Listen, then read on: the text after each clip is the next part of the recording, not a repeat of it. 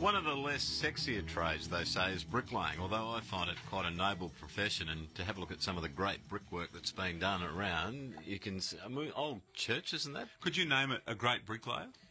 Well, I couldn't actually, but I can say that... See, we don't celebrate our bricklayers, do we? There's a church in Kalgoorlie, right, that was made, and you just wonder, how the hell did they do that? This is back in the early 1900s, without all the kind of stuff that you've got today. But they did it by eye. They had trained eye to be able to say, that's how to do it. It's an art in itself. A brickie these days can earn up to about $100,000. Should have a bricklaying hall of fame.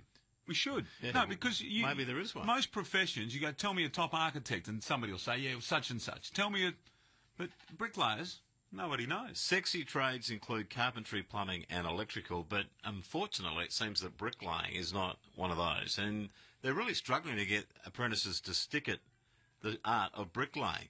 In fact, so much so that it's got to do with the youth themselves, that they don't like the hard work. And it's hard work, picking up bricks and doing what you have to do. Jeff Noble is the CEO of the Australian Brick and Block Laying Training Foundation and joins us right now. G'day, Jeff. Good morning. Now, the number of people that are doing bricklaying apprentices has declined. Is that correct?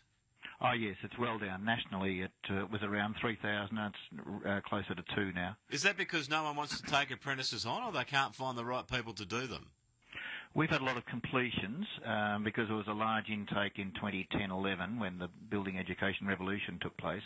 But we're finding it difficult to find young people to keep up with the demand. And Perth has had quite a strong growth in residential housing. It's up almost 50% on a few years ago. So in WA, so we've got real issues about finding enough good quality people to join the trade. And yes, there is a generational change, and we're finding that those people are less likely to choose bricklaying as a career. In the Financial Review today, you reported as quoted as saying, kids want freedom but not hard work.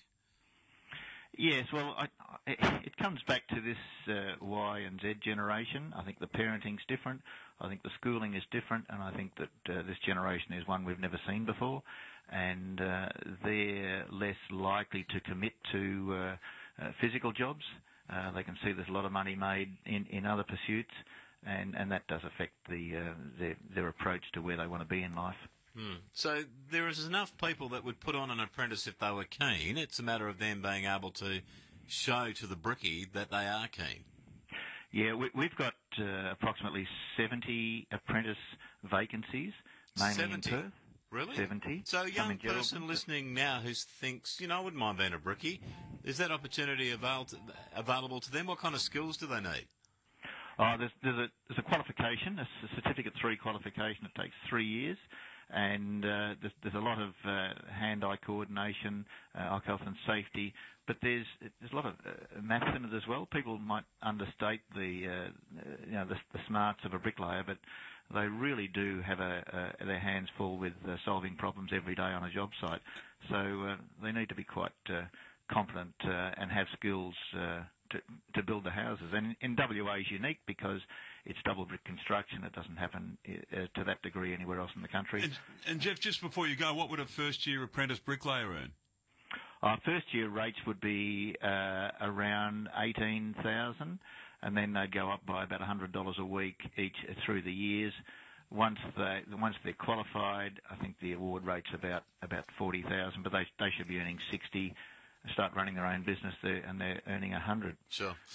All right, Jeff. Well, if people just one quick thing, if I could add, you're looking for an outstanding bricklayer. Dale Alcock is probably the most prominent bricklayer in the country. He started as a bricklayer, did he? He absolutely did. Wow. And you should talk to him because he's an outstanding success story. Well, there you go. Good on you, Jeff. Thank you for that. It's funny. Thanks, Jeff. It's funny, Jeff, by the way. Jeff Noble is the CEO of Australian Brick and Block Laying. While Jeff was talking, I got that through on an SMS from Paul. It says, Dale Alcock is a bricklayer by trade.